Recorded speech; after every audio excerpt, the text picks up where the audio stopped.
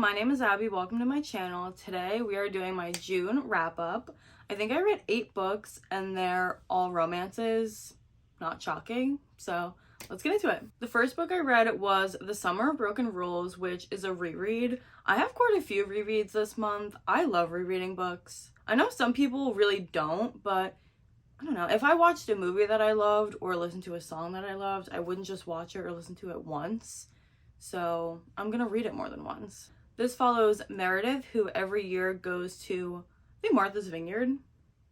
Yeah, with her family, and this year she's going for her cousin's wedding, but it's also the first time they've been back since her sister passed away. And she ends up getting involved with one of the groomsmen. I read this a year or two ago and I liked it initially, but I actually liked it a lot more the second time around. It's the perfect, like, you're on the beach, you're on vacation, you're sitting outside, quick, easy type of romance. I read most of it in like one sitting outside of my backyard. I had a playlist going. It's just very escapist, like it really sucks you in. This book is also kind of famous for being full of Taylor Swift references, which sometimes I lean towards authors do that a little too much, to the point where I'm like, are you really a Swiftie, or are you just doing that because it's a trend? But this one, you can really tell that she loves Taylor Swift, and there are so many references, and the main character is like an open Swiftie, so it was really fun looking for those and trying to find them. Another big plot point of the book is that her family does a big assassin game every summer amongst all of them, and that was really fun. It kind of gave like, not an edge to the story because it's just a game of assassin, but just a fun side plot that adds a little bit of tension. I also really enjoyed the side characters in this book. She has a really big family, and since they're there for a wedding, there's also his family and all their friends, and it was fun to see how they all interact. I also really liked the love interest in this. I thought they were really cute.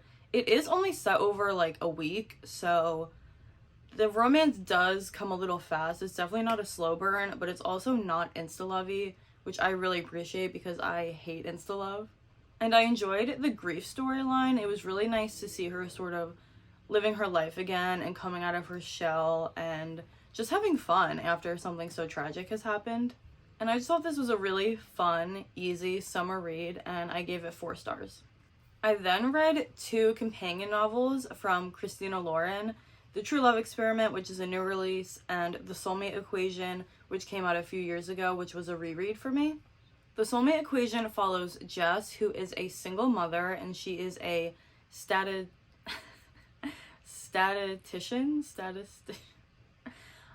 I failed stats and had to take it again, so I don't know how to pronounce that, but she works in statistics, and she goes to a coffee shop every day with her best friend, who is a romance writer, and they always see this guy. He's a regular, but they never talk to him, and they find out that he is a geneticist who is creating a dating website based on your genes, so your scientific perfect match. They end up talking one day, and he invites them down to the office to hand in their DNA samples for the website.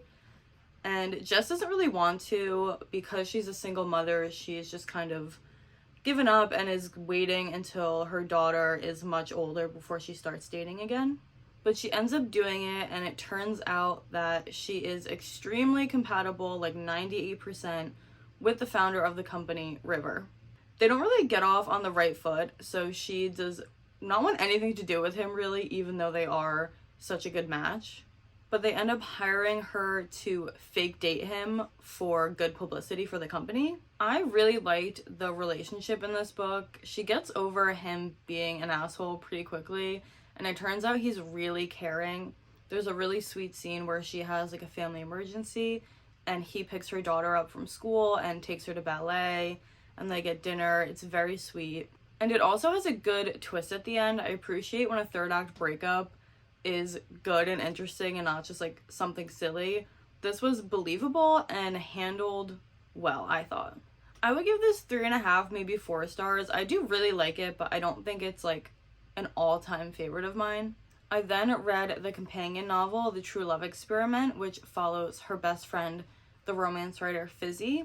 And she ends up on a dating show that is also sort of based off of the genetic website from the last book, but the love interest is her producer, who is a single father. He does nature documentaries, but his boss is forcing him to do this game show, so he's not really into it at first until he meets her and thinks that she is the perfect candidate to do this. I loved Fizzy as a main character. I thought she was really fun. She starts off the story a little bit lost, but overall she's a very strong woman.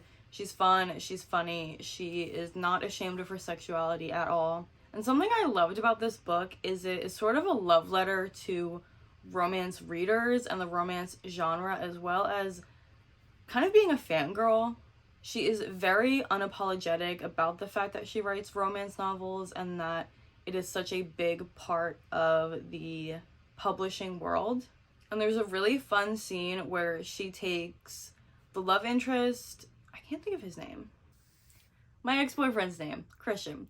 She takes him and his daughter and her best friend's daughter from the first novel to a concert, which is basically like One Direction or BTS.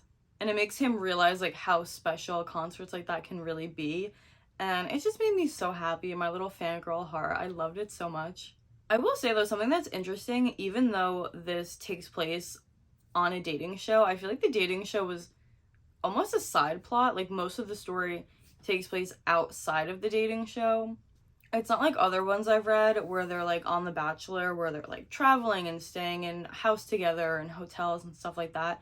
They're pretty much living their life like normal, except during the day, like almost like a 9 to 5, they're filming this dating show, which I thought was gonna bother me, but I ended up not really caring. I kind of liked it like that. And of course, like every TV romance novel, you have like the big romantic moment at the end, which in real life I would literally never want to happen to me ever, but in the book it's really cute. And I actually think I liked this one a little bit more than the first one, so I gave it 4 stars. Then I wasn't ready to give up like the reality dating show plot because I think it's so much fun, so I decided to reread The Charm Offensive. Unlike The True Love Experiment, The Charm Offensive is a traditional bachelor type dating show. They call it Happily Ever After, and it has like a princess theme to it, but it's The Bachelor. And Charlie is the bachelor for the season, but he's not exactly the ideal candidate. He has a lot of mental health struggles, he has a lot of anxiety, problems with physical touch, so this isn't exactly a comfortable environment for him, but he's trying to rehabilitate his image after like a PR problem where he gets actually fired from the company that he started. And Dave, the other character in this book, is a producer on the show and gets assigned to be his handler and sort of help him out and get him more comfortable on the show. They end up staying in a guest house together and going on practice dates, and they travel together. I love like a forced proximity moment, and I love any book that has to do with like traveling and going different places. And I also just think the dating show plot is really fun in romance books. If you have mental health struggles and you think that you are like unlovable because of it, or you won't find a partner who accepts you and understands you and will love you anyway, read this book. They are so sweet to each other. They both have their own struggles, and just the way that they are so in tune with each other and helping each other and accepting them, it's so beautiful. And while Dave is openly gay, Charlie is discovering his sexuality while this is going on. And I just have a soft spot for books where the main character is discovering their sexuality a little bit later in life. So seeing that was really beautiful. And it's just one of those books that makes you think like they are soulmates. Like they are so good for each other, and it's so sweet that you can't help but root for them. I just love them. 4 stars. And then we have another reread. I wanted to reread Red, White, and Royal Blue because the movie adaptation is coming out in August. And this was another book where I liked it initially, but I just didn't think I liked it as much as everybody else until I reread it. And now I'm obsessed with them. I think it's one of my new all-time favorites. If you don't know, it follows the first son of the United States who falls in love with the Prince of England. So you definitely have to suspend your disbelief. I don't think this would ever happen in real life, but it makes for a fun plot. They initially don't get along, and then they have like a PR incident, so they have to pretend to be best friends. and from there, their relationship blooms. Again, is it realistic? Probably not. It's kind of like this book takes place like in a perfect world. Like, it's definitely best case scenario for everything that happens. It's not very high stakes, even though you think it would be. And it kind of reads like a fan fiction, but in a good way. Like, I didn't really mind that. And I see why people wouldn't enjoy that, but I personally didn't mind it. And this story is just, there's something so intimate about it and romantic, and their love is almost quiet in a way. A lot of it is long distance, so they have late night phone calls and they write emails to each other that are so sweet and romantic. And they have to sneak around, so they're in hotels together, they go to a museum late at night together, and they are just so sweet. They are my babies. I love them. And then you obviously have Alex, who's the first son of the president, the first female president. So he's starting his political career and dealing with that. And Henry is dealing with the pressures of being the Prince of England. But I thought the political talk was really well done. It's obviously a big part of the story because it has to be. And Alex, the protagonist, works in politics, but it wasn't too much politics where I thought it overwhelmed the story or I got bored with it. I thought it was a good amount. And I feel like this is so popular, it's silly to be like, read this. Like, no duh, everybody has read this. But just in case you haven't, it really is good. It lives up to the hype, and I love them. Then I read Done and Dusted, which only came out like 2 weeks ago, I think, but I've been seeing it everywhere, all over TikTok. It's a cowgirl romance, which I don't think I've really read before, but was really fun. The main character, Clementine, which I think is the cutest name ever, by the way, I love that name, is a famous barrel racer.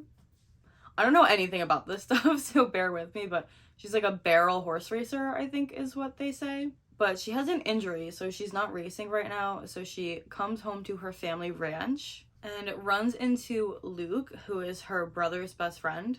And even though they have known each other most of their lives, they don't really have a relationship. Like, they've never really spent time together.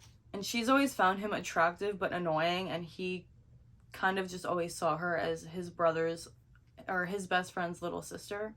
But now that she's back in town, he starts helping her get more comfortable back on the horse. Obviously, they fall in love. This book, I will say, is a little insta-lovey. I think it's just because it's short. I think it's like 290 pages. So it's definitely not a slow burn by any means. But I didn't really care. I just thought this was so fun and it completely sucked me in. I could not put it down. And it's one of those books where the love interest is just down bad for her. Like, he loves her and wants her so bad, which is always fun to read about. I'm also sometimes iffy on smut. I don't dislike it, but I also just don't really care. Like, if it's there, cool. If it's not, I won't really miss it. But the smut in this book I thought was really good. It also has one of my favorite, like, tropes, which I feel like isn't used enough, which is, like, there's a moment and they think maybe something's gonna happen and then they both stop and, like, leave and they don't do it and then they both come back to each other. Like, Stranger Things, spoiler, but, like, Nancy and Jonathan, like, their first kiss, like, it was one of those moments, which I just love. I think people need to use that more. It's so fun. And again, it was short, so I think in general it was underdeveloped, but I still liked it and thought it was fun. And I just wish there were more. Like, I wish she had written like 50 more pages to really flesh everything out and build their relationship a little bit more. But again, I did really like it. It was just fun. It's just like a fun read. If you want something that's not really that serious, that you can read quickly and will suck you in, you'll probably like this. I gave it 3 stars. Next, I read Love Theoretically, which is the 3rd companion novel in Ali Hazelwood's STEM series. I read The Love Hypothesis when it came out and really loved it, but I was just sort of dragging my feet reading the other ones. I don't know what took me so long. But this one follows Elsie, who is an adjunct professor during the day, and to make extra money, she fake dates people. And she ends up getting an interview at MIT for a tenure position, and one of the people on the team to determine if they should hire her is her fake boyfriend's brother, who seemingly hates her. She's not sure why. And the fake boyfriend goes on, I think it's like a meditative retreat or something like that. So he can't be contacted. And so there's this tension of like he's on her hiring committee and they kind of have a thing for each other, but he thinks that it's his brother's girlfriend, and she doesn't want to say anything to him and like out the brother. She is also such a people pleaser. She is the pathological people pleaser. She is like a chameleon. Like, she picks up on what she thinks people want from her and changes her personality to please them. But he sees right through her, which I thought was sweet, and he encourages her to be her authentic self. And a part of it is when she's fake dating the brother, she has a different job. So Jack, the love interest, thinks that she's like a liar and a manipulator and is taking advantage of the brother. So then he definitely doesn't like her, but also kind of has a thing for her. Which part of me is like, alright, why wouldn't you just say something? Like, just figure something out to say so he doesn't think you're like a horrible person. But I do get it, and I think it was a pretty good reason to keep them apart. You know, sometimes in romance books, like, you're like, nobody would act like this in real life. Like, just say something, and it's like annoying because you know it's just there to further the plot. This, I was like, okay, this makes sense. Like, she's trying to be a good person. She doesn't want to out the brother. I get it. And they were sweet together. I really liked them as a couple. I love that he really saw her and was really trying to bring out the best in her. I don't know if I liked it more than The Love Hypothesis. I would have to reread The Love Hypothesis because I read it like 2 years ago. But I did really like it. I thought it was fun. I gave it 4 stars. Then I decided to just finish the series and read Love on the Brain. This follows Bee and Levi, who are working together at NASA. She's a neuroscientist and he's an engineer, and they're developing these helmets. But they actually knew each other in grad school, and he seemed to openly dislike her, and she never really got why, so she just thinks he's a jerk. And they're like arch nemesis, arch enemies. This was definitely my least favorite of the series. It felt very contrived. Like, it didn't feel like this is how people would act in real life, and it relied so heavily on the miscommunication trope. Part of it is that in grad school she was engaged to this other guy in their lab, and they end up breaking up, but Levi doesn't know that. He thinks that she's married, and she wears her grandmother's wedding ring, which is sweet, but she wears it on her like wedding finger, which I just thought was weird. Like, obviously people are gonna think you're married if you're wearing a wedding ring. Like, I don't know why she was so surprised by that. And there's a part where he says that she's married to somebody else and she doesn't correct him. And it was just driving me crazy. Like, you've been working with this guy for like 3 months and it never came up that you aren't married. It was just bothering me. It just, like I was saying before, how that book, like, it makes sense. This book, it did not. It was just so contrived. It was driving me nuts. And I felt the same way about the, like, he hates me storyline. Like, I get initially why she thought he disliked her. But then again, like, they've been working together for like a month or two, and he is so sweet to her. Like, he's so nice. They're hanging out, and she's still like, oh, too bad we hate each other. Too bad we're enemies. Like, you're obviously not enemies if he's like picking you up and taking care of you and stuff like that. I know I'm ranting right now, but like, I didn't hate this book. I still would probably give it like 3 stars, but just so much of the plot was annoying me. Another part of the plot is that she runs this really famous Twitter account anonymously, and she's messaging this other guy who has a pretty famous Twitter account, which I love. Like, You've Got Mail is one of my favorite movies. Like, that plotline is really fun to me, but it wasn't really explored as much as I thought it would be. Like, it's mentioned here or there, but it's more of like a side plot until the end, and then it's sort of like part of the big climax at the end. I just didn't think it was necessary, or if she did put it in, I think it should have been more of a key plot. This book just kind of seemed all over the place. I read a Goodreads review actually that said this was like a second draft of The Love Hypothesis, and that if like The Love Hypothesis flopped, she was gonna publish this.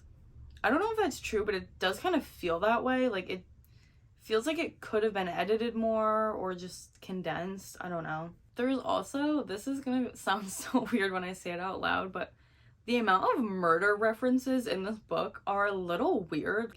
I get not liking somebody, but never in my life have I been like fantasizing about killing them and being like, I'm gonna stab them. Like, it just, and it happens so often in the beginning of the book. I was like feeling a little uneasy. I was like, is this girl okay? Like, it's really weird. If you like Ali Hazelwood novels, I wouldn't write it off completely. It wasn't terrible. I really liked the love interest. I like all of her love interests. But just the plot and the main character kind of got on my nerves, and that's why it's definitely my least favorite of the series. And that was it. Thank you so much for watching. Comment your favorite book that you read in June. Bye!